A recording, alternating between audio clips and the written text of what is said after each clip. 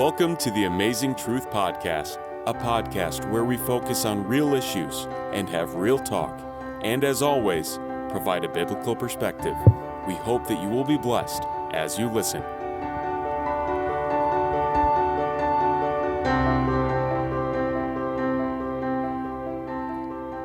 Hello and welcome back to the Amazing Truth Podcast. This is the Amazing Truth Minute. This is the Amazing Truth Podcast. Real issues, real conversations.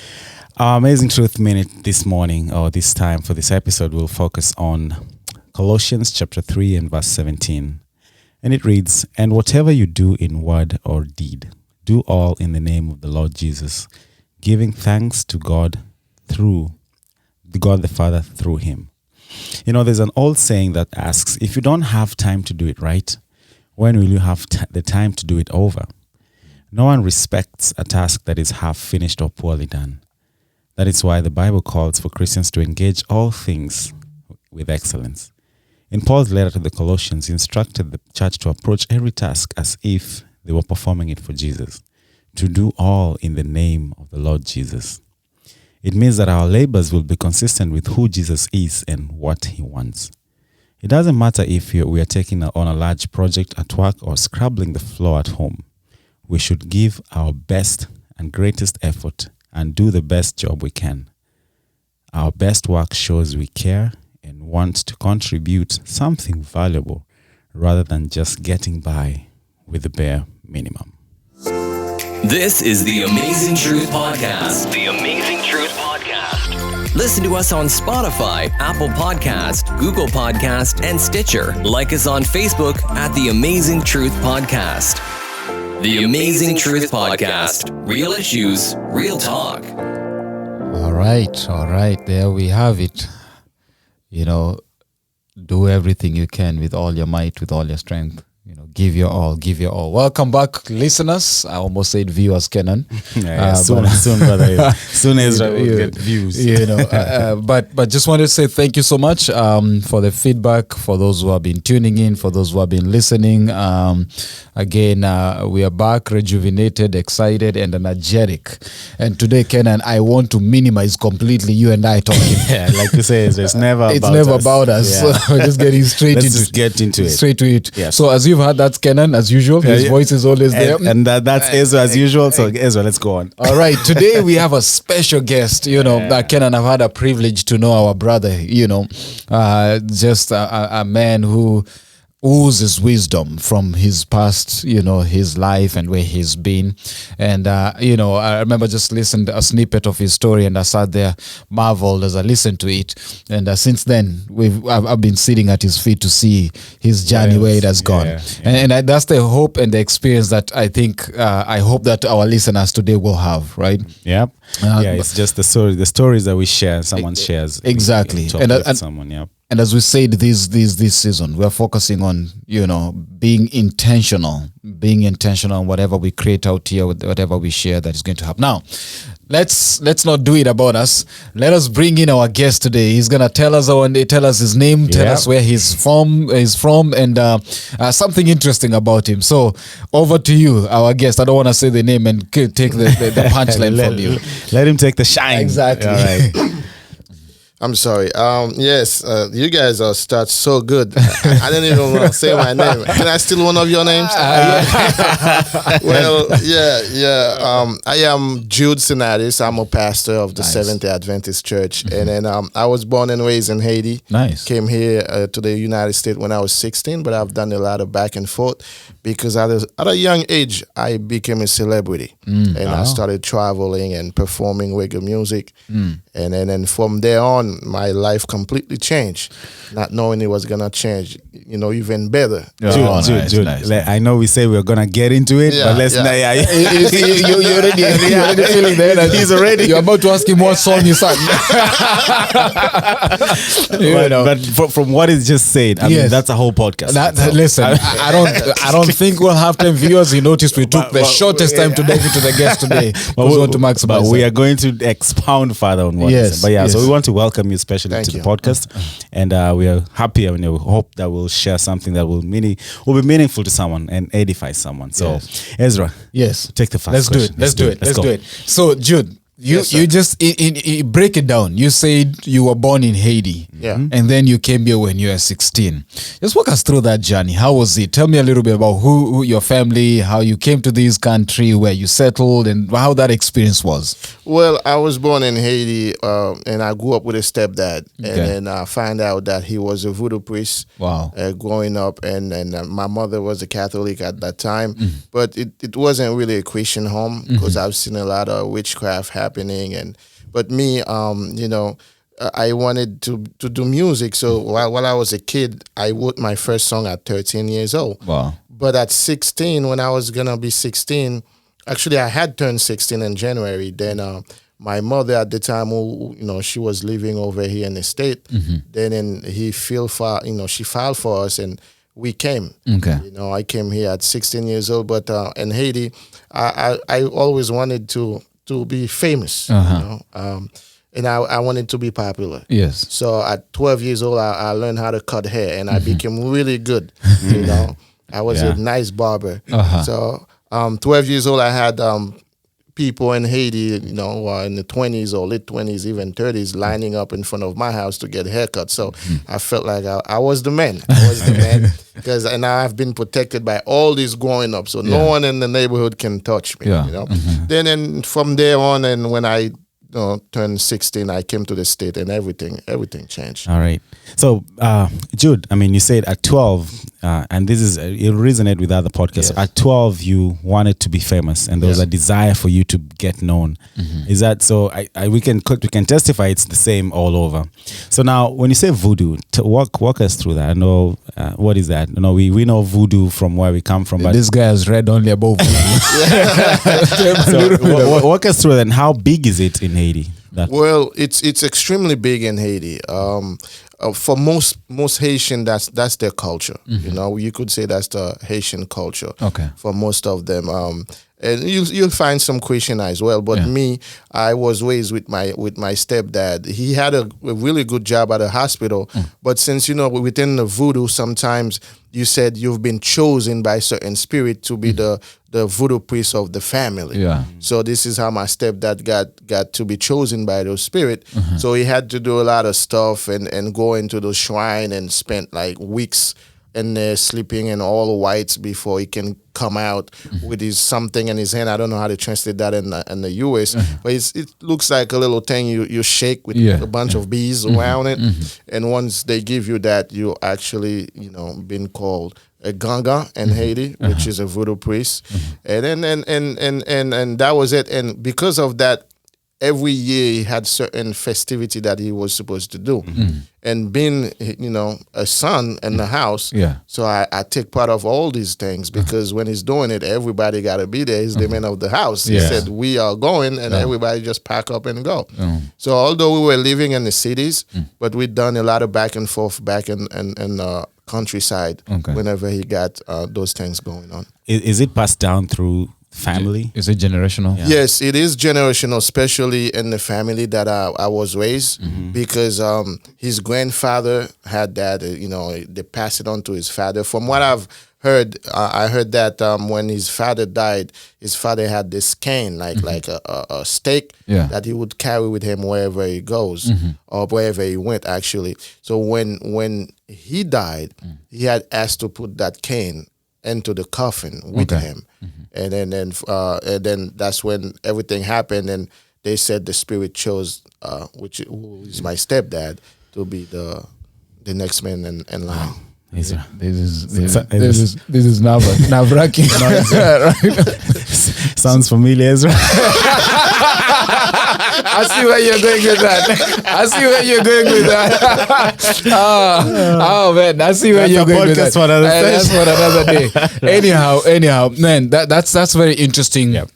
See, having these family rituals, and to be honest with you, we talk about rituals like this, but we talk about generational wounds that also handed down. It can be good things, it can be bad things, but they're handed down within the family tree, the family. And I'm not saying that is bad. I don't want the spirits of voodoo come to me. So, but I'm just saying that, So at 12, you're in a phase and you're already defining who you want to become. You want to become popular. You want to become known. You want to be. So I had you in the introduction say that you became. Walk us through that journey now. You relocate. Your mom files for you. You come to the US. How's that transition? And how many siblings did you all come as all siblings? How was that? Yeah, it was 4 of us. It's 7 children, but 3 died. I was a twin. Okay. My twin sister died a few days after I was born. But we came, but we didn't come together because at that time, one of my brothers was gonna turn 21, and if you don't make it here by 21, so they got him first. Then I think 4 months after him, I came. But when I came, then that I was 16 by then. Yeah. So I came with the mentality that, I wanted to be famous. I remember before I left Haiti, I told everyone in my neighborhood, the next time you see me, I'll be on TV and I'll come in the neighborhood. I'll have people standing everywhere. And then, but when I came, everything changed though, because I found myself in a neighborhood where I had to struggle. It's like I was in a jungle, survival of the fittest. So there was gangs everywhere, and then there was this place by my house. It's like a little hill, there's a store there, and that's where everybody hanging out, all the gangs, and mind you, I'm 16. I just came. I don't know the language, but I have to go to the store and pointing out what I want. The only word that I know was how much. That's what my mom taught me, how much. And then but it was a struggle to get into that store because where I was at, these guys, they didn't really like Haitians. And then especially when you're an immigrant, they like to pick on you. Yeah. But at a young age, I was never really scared of anybody. I would stand before anyone. And then I said to myself, you know what? In order for me to have my peace of mind in this neighborhood, I must become better than everyone else. So that was my goal. And I said, and that's how everything started. So did you said you were in a bad neighborhood? There were gangs. Did you join a gang? Did you what does it mean to be baddest? For Kenan, being bad is calling me a bad one. What is bad for you? Well, being bad was like, I didn't want to be in any gang because I would have to answer to someone. So I told everyone, they approached me to be in a gang, but I said I'm NFL, which at the time we would say neutral for life, So, and they didn't like that. So because I said that, and they wanted to show me or teach me a lesson that I couldn't stand by my own. So what I did, I got myself a gun. And I said, with my gun, I can stand anyone, So that's what I did. I bought me a 380. It was nickel. I never forgot that it was like a kind of nickel and with a black handle and very small. And I remember I used to carry that to school with me everywhere. I would have gun on me 24/7. I would be in school. I have guns on me. And then that's what happened. I became really a bad guy. So wait. Yeah, Jude, closest I've seen a gun is in a police. Yes, you're something else, a different case. But then all the way from Haiti to here, there's a picture you want to put. Yeah. Let's just process that a little bit. Yes. There's a picture you want to put. Was it where did that come from? Yeah. I don't want to call it a facade, but it's just there's a face, a front that you wanted people to see. Yeah. Where did that originate from? You mean the celebrity? The toughness, the being the best, the celebrity. You wanted to be the best and, in everything. Where did that originate from? Well, I would say back home because I remember they said when you came to the state, people didn't like Haitians and they would pick on Haitians. So I came with the mindset that I would never let anybody pick on me. I wasn't a guy that was fighting all the time, but I'm the guy when I fight, the whole town know about it. Okay. Now, so there's a perception that's created before you come. The perception is when you relocate to that country, this is how it is. They don't like Asians, so you come already prepared. Yeah. And you decide you're going to be NFL, neutral for life. Neutral for life. All right. How did that work out for you? It was really good for me, but it it brought a lot of attention my way because all the gangs in the neighborhood wanted to teach me a lesson. Okay. You know, but the thing is, I was very popular, so a lot of people liked me. Not only I was bad, but I made sure I had the look. Okay. Because at 16 years old, I had cornbread, and I had braided hair, but my hair was white, so I dyed it platinum white, and I had like 4 pair of earrings, like 2 big hoops and 2 small ones, and that's a guy who can't even really speak English that good, but my look would scare you, so I had the whole facade. I had the look, and I had myself a gun, and I was ready for whatever. So I remember there was one time these guys came before my house. They come right in front of my house trying to intimidate me and telling me, I think I'm better than anybody. And they wanted to fight me, and my older brother was there. He couldn't do nothing really because there was a lot of them. So I remember that day, and that was the day I was gonna show them that yes, I don't want to be in a gang. I'm not sure for life, and I can stand on my own. So while they were talking and trying to intimidate me, I just ran into my house and grabbed my gun. And as soon as I'm running, and I saw everybody running left and right, and I was pointing my gun. Then that's when the whole town started talking about me standing before these guys. Then what followed that, I like to play soccer. So I went to play soccer with a bunch of Spanish team. But when I got there, I was really good. And that was my first time there. And then one of the Spanish team we were playing with, they were getting upset. Maybe somebody kind of like bet money on us or something. And they were really hurting me. And at that time, I didn't like people hurting me, So I made a goal, and I fell while I was getting up. One of those team walked past me, one of that Spanish guy, and he hit me in my back, And then I said, nah, I would not let go. Everybody kept telling me, let that go. I said, no, I would not let that go because there wasn't no game, So what I did... I walked to my car and I pulled out a baseball bat. And while he was standing with his friend talking about how he hit me, I could understand saying, because I kept hearing him saying, I got the little one because I was the youngest one in the team.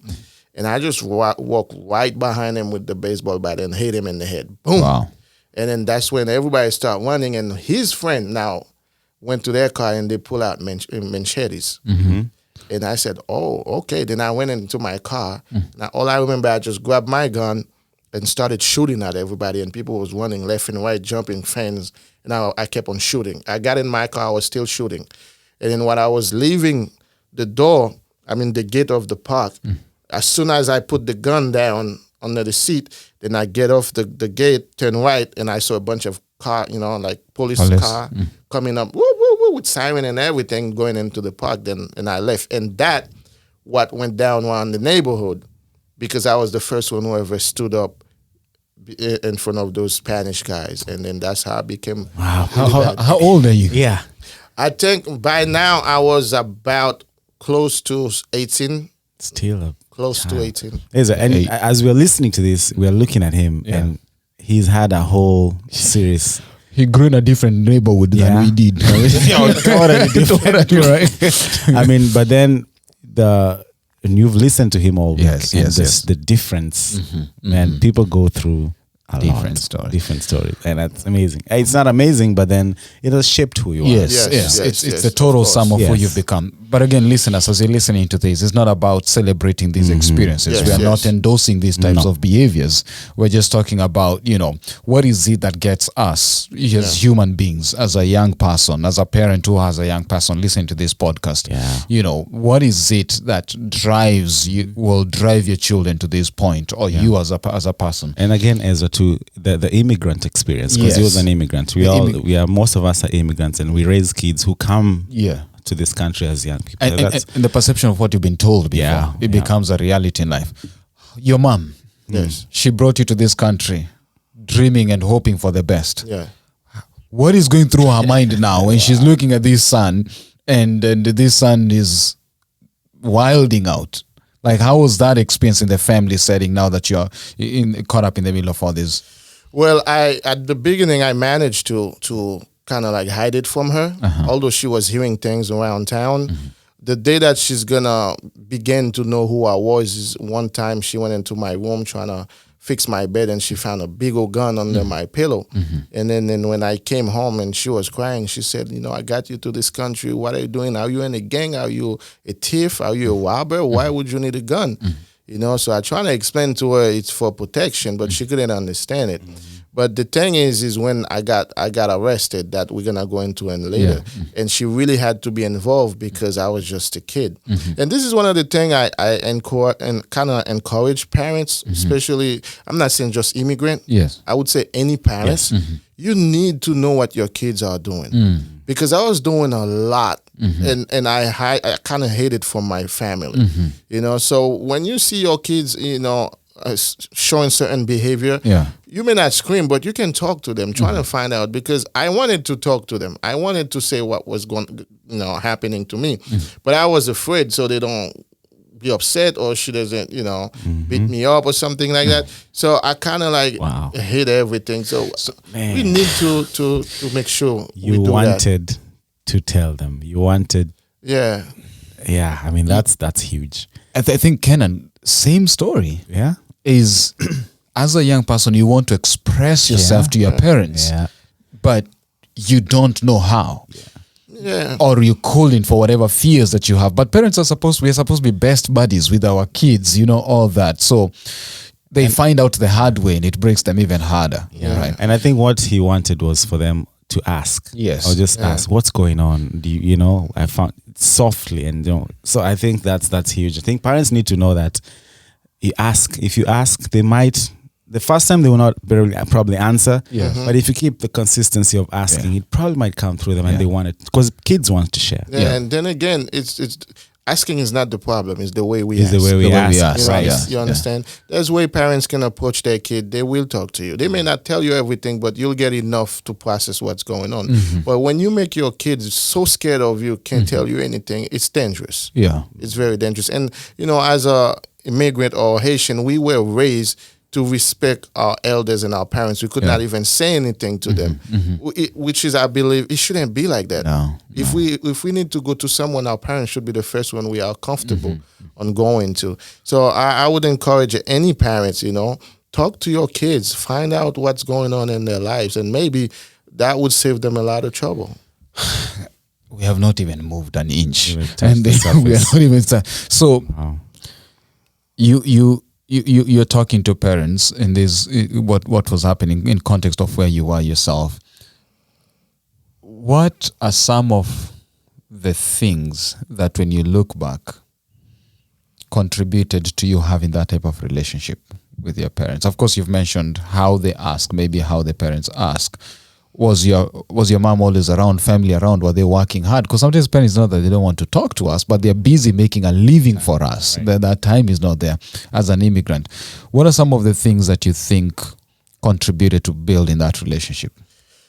That the distance, not being able to talk to her. I think you nailed it when you said working hard. Yes. I understand parents need to work. They have to take care of the kids, but we have to understand too, the kids' future is in their hand pretty much. My mom had 2 jobs at the time. So she was never home. So I was raising myself pretty much. So by the time I get off to go to school, she's already at the door the same time I'm at the door. Then I get off from school, come home. She won't make it home till almost 8, 9 o'clock at night. And now, mind you, I came from school since like 2-something. I had a little part-time job, and I do like 2 hours, 3 hours, sometimes 4 hours. Then after that, I'm on my own, and I'm everywhere in the town. I'm doing what, God knows what. And then she's nowhere to be found. And when she comes home, she would be so much tired. She would just go and lay down waiting for the next day, And now I'm pretty much raising myself, Wow. I hear that the need for companionship, the need for love, the need for attention from that. And our parents, they come here, they want to work. I mean, there's a thin line where you can draw and see, okay, what is important? Is it my kids? Is it the job that I do? I think an area where we have to get to in the future in this podcast is not just to call parents out, but to help them out. Yes. How to manage their time. Not that, sometimes we work hard. Yes. But at what expense? And sometimes we need to work hard. Yes, because sure. you're maybe the only sibling who's supporting your relatives back home or whatever it is. True. But how do we create that balance? Because it's a repeated theme that we're hearing. Let's keep going, Kenan. Yep. So high school. So you know 18. You graduate from high school. How was that? How does that phase now transition? How does your life continue from there? Well, when I was 18, I became a really good DJ in town. That's because remember I told you I wanted to be famous by any means necessary. So I became a really good DJ. I would DJ for people, you know, who had no money. I would show up with my gear because DJing alone was paying me. I was happy just doing it. Yes. So by having the love to be, you know, famous and be seen, so I just kept DJing around town for parties, you know, college, house party, mainly house party, a lot of house party. That's where everybody shows up because everything is free. Yeah. And then I got to learn, I got to know music because music was already in me. Yeah. So now I you know, by DJing, you need to know how to, you know, bring this next song without, you know, messing up the flow. Yeah. So now I started knowing music really good. Then a friend of mine, kind of like a cousin by marriage. Yeah. It was a very, very huge celebrity in Haiti. So he happened to move to the state, and then he saw me DJing. He was like, "Man, you really good. Why don't you come my DJ?" I said, "Okay." But then we started, you know, messing around, playing. You know, I'm DJing. He's doing his reggae thing. Then I knew I could sing, and I looked at him doing it. I'm like, I can do this. You know, this is easy. You know, I had all the skills.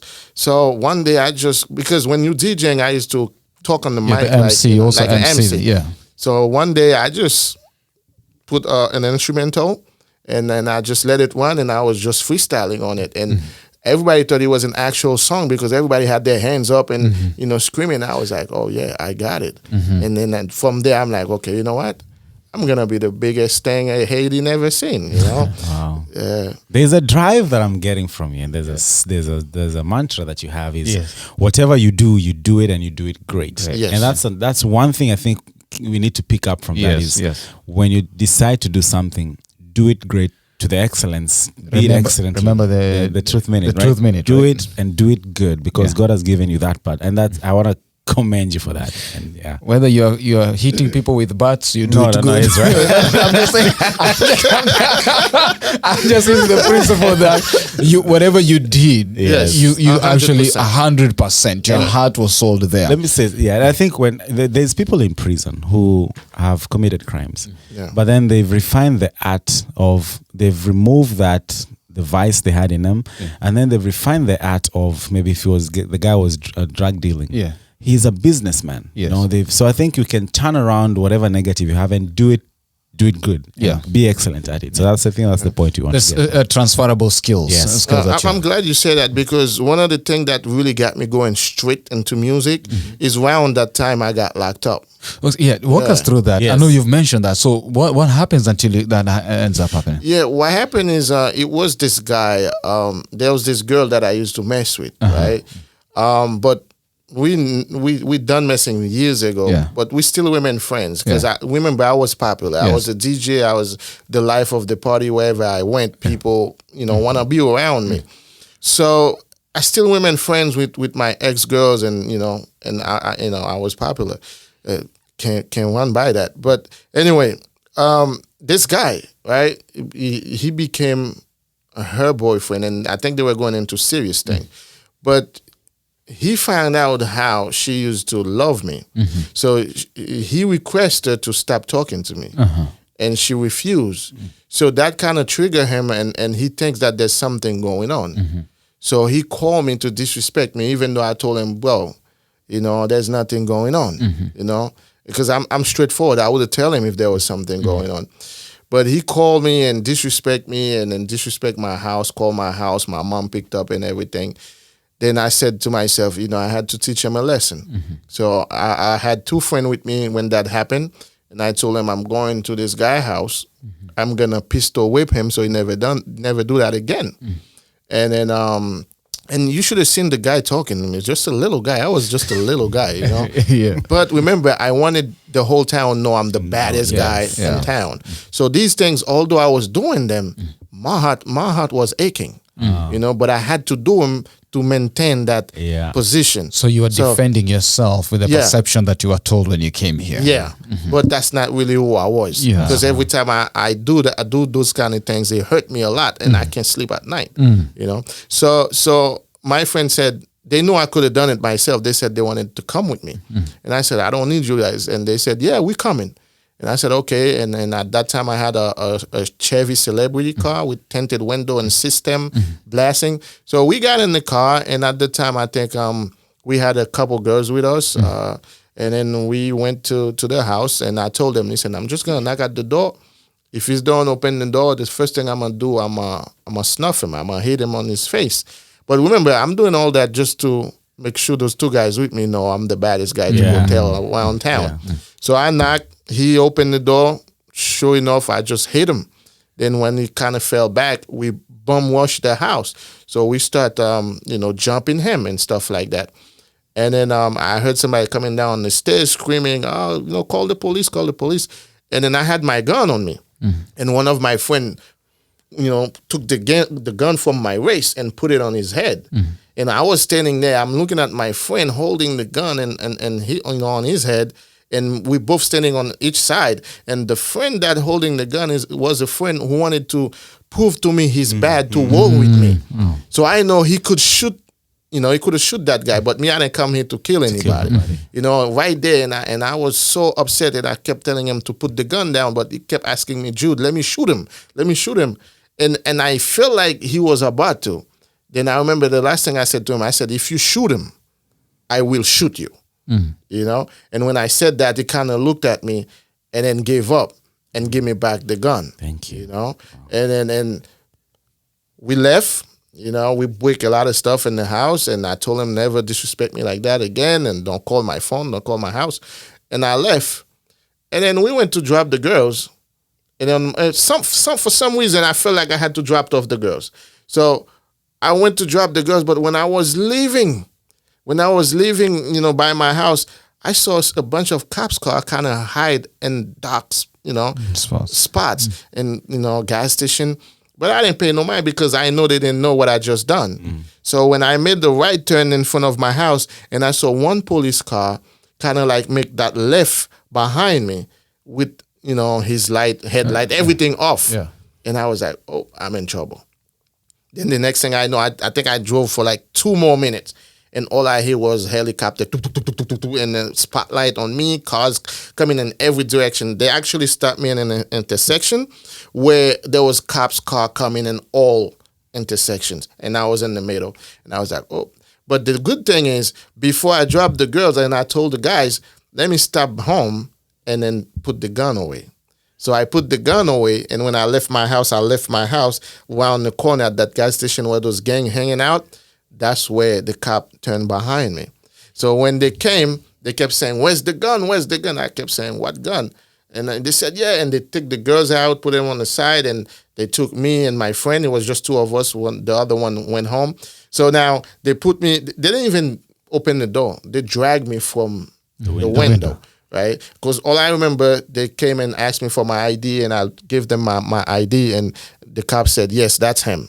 That's the only thing I heard. Then they put their hand on my chest and they grabbed me. I was a small guy. They pulled me out the window and put me on the hood of the car, and they kicking my feet really hard to spread my legs open so they can search me. And they kept saying, where's the gun? Where's the gun? I kept playing off saying, what gun? What gun?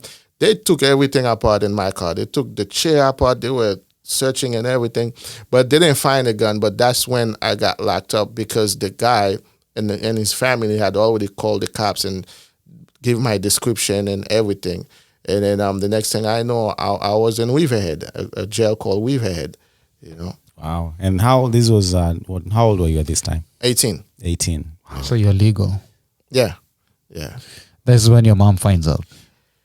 She used to hear things, but that's when she really found out because she was coming to the court crying and they were saying that they would give me 7 years in jail and get deportation back to Haiti. A lot of things was happening. My bail was $25,000 bail, and my mom was going around and asked people to lend her money to bail me out. People said, nah, I would never give my money for this guy because they heard too much about me around town, so I wasn't worth the money.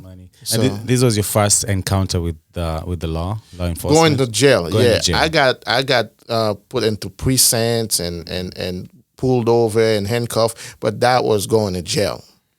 Yeah. I don't want to jump the gun, but was this the turning point for you, or? Yeah, while I was in jail. How long were you there? Almost 2 weeks. Okay. Almost 2 weeks, and they were talking about because the jail that I was at, it's already a jail, so you can be in there for 2 years. Then you get transferred to a state prison, and then after 1 week, going up to 2 weeks, no one. Like, I was very popular. I had a lot of friends.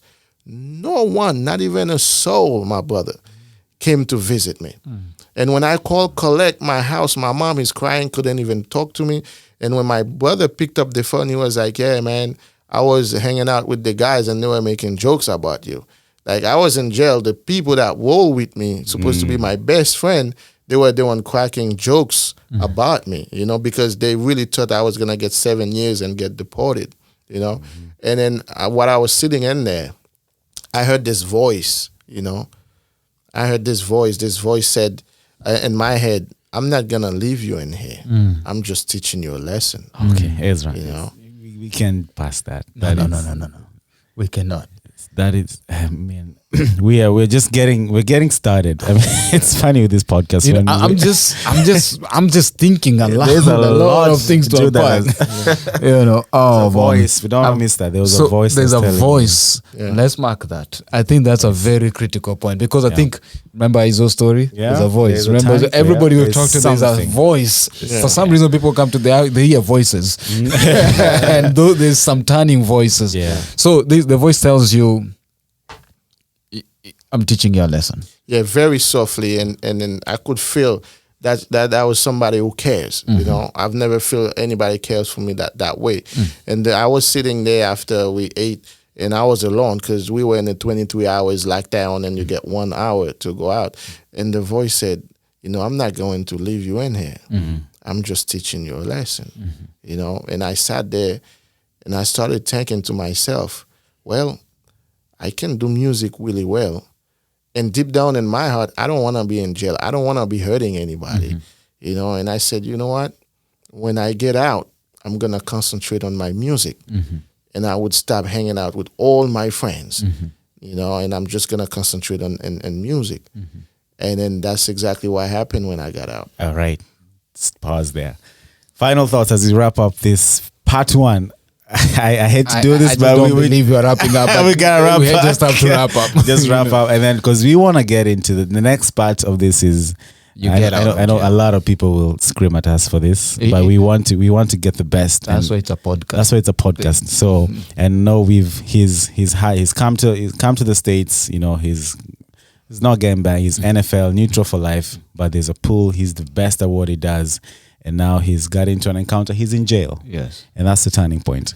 Is it fair enough to get final thoughts I think let's get final thoughts. Yeah. Up to this stage of life, I think for me, what I can take from these as we dive into the next episode next week is one thing that I am picking is there is a perception that was created before he even moved into this country. Correct. And that perception is that you can't let these people bully you. You can't let these people. So everything he's doing at this point is not necessarily what he wants to do, but it's because there is a voice, a seed that was planted, and he will do anything and everything to make sure that seed doesn't germinate, that is being bullied. And I think true to life, anyone who's listening to this podcast, there's perception, there's a reality. There are things that have been said, positive or negative. You have to pull back and ask yourself, are you reacting in the things you're doing? Are they genuinely who you are and what you want to do?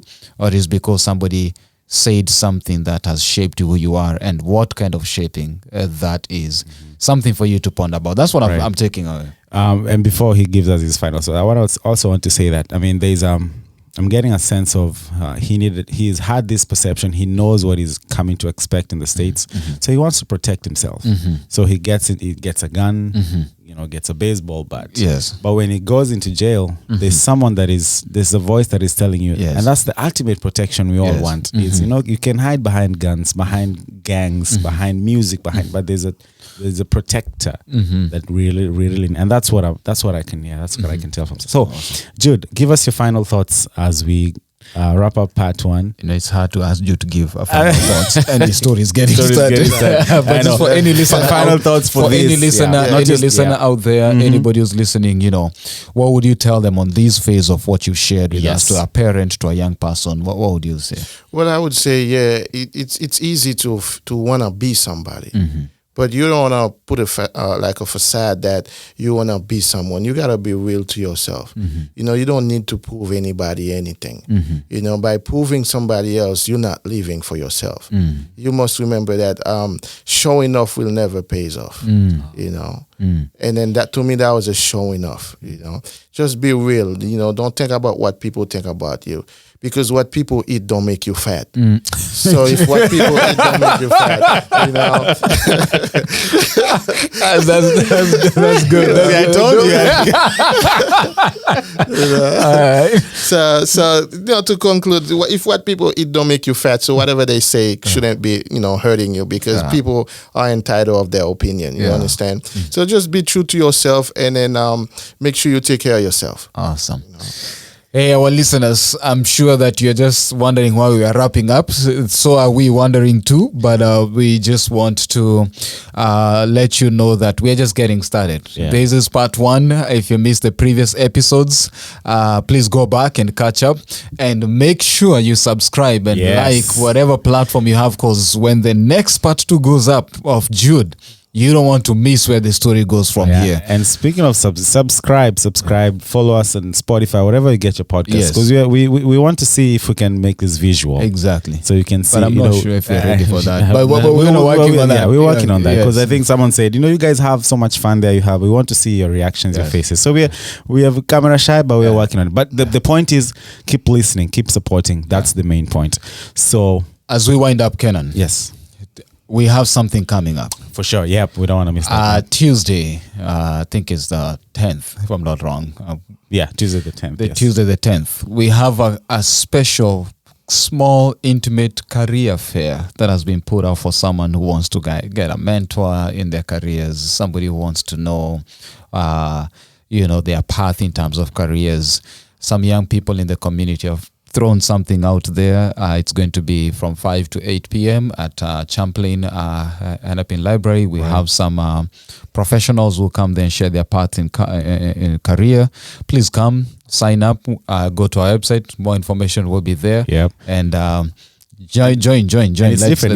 It's not going to be death by PowerPoint. It's not going to be a presentation. We'll make it a networking intimate session. And very intimate, very, very personal. Exactly. You can come and ask very personal questions, very directed questions to the people that will be. We have former guys from Wells Fargo VPs and whatnot pulling in their friends to come and just talk to you as a young person who's trying to find your path in your career. Come, let's share together. Network. They say your network is your net worth. All right. That is it. We will hear you on the next one. Thank you for listening to this episode of the Amazing Truth Podcast. We hope you were blessed as you listened. Don't forget to share, like, and subscribe. God bless you, and see you on the next one.